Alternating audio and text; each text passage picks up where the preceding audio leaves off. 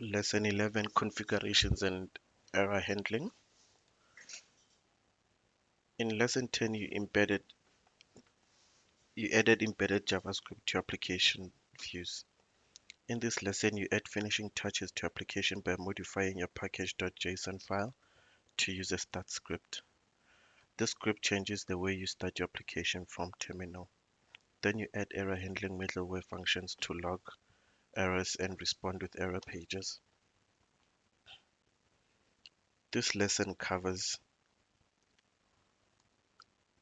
changing your application start script, saving static pages with Express.js, creating middleware functions for error handling.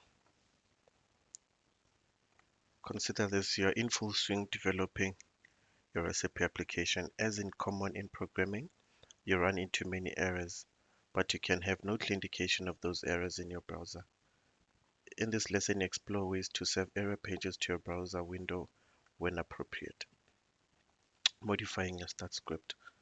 To start this lesson, you modify a file that you haven't touched in a while.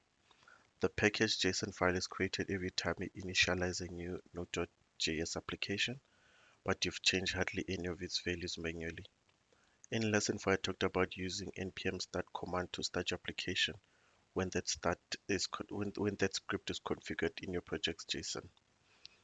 Make a copy of your Express templates application folder from lesson 10 in your package.json file. Locate the script's property. You should see a placeholder for a test script. Add a comma at the end of your test script and add start node main.js. This script allows you to run npm start your application and abstracts the need to know the name of your application file.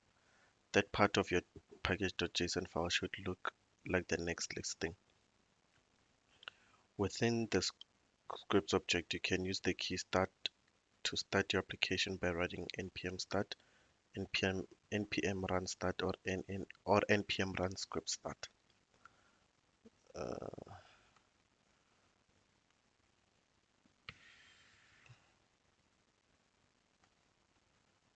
so this is I've added start to my script.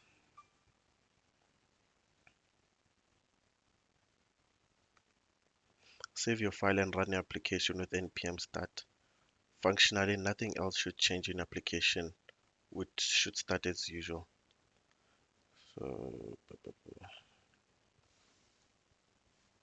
npm.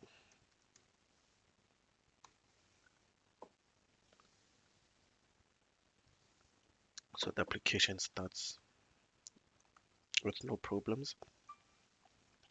Save your file and run your application with npm start or in the next section, you improve the way you handle errors in your application.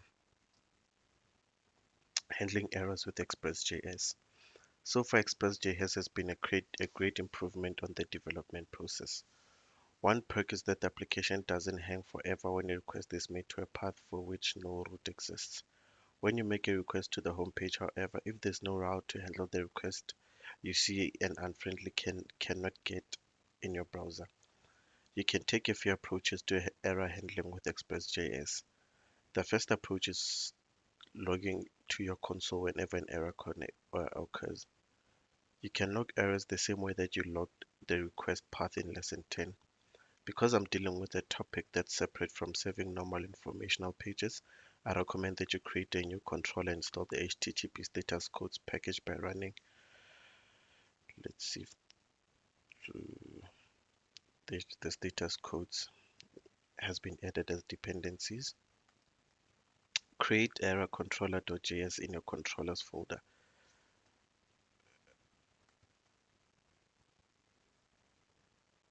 So this is the error controller.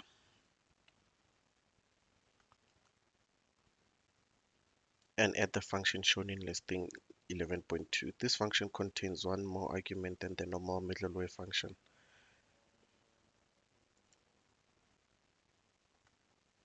If an error occurs in the request response cycle, it appears as the first argument. As with console.log, you can use console.error to log the error's object stack property. which tells you what went wrong. As in the previous MATLAB function, the next argument calls the next function or route in the chain, this time passing the error object in case it needs to be processed further.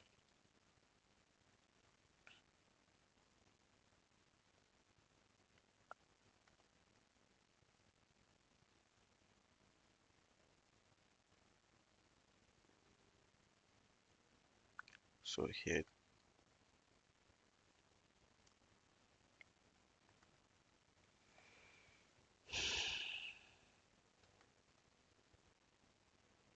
next you need to tell express.js to use this MATLAB function by running error_controller.js and adding app.useErrorController.log errors to your main.js file. You can invoke an error by commenting out the line that defines the parent's name variable in the respond with name function. Then when you visit http localhost 3000 /name/John, your log errors function will run. Remember to uncomment that line when you're done.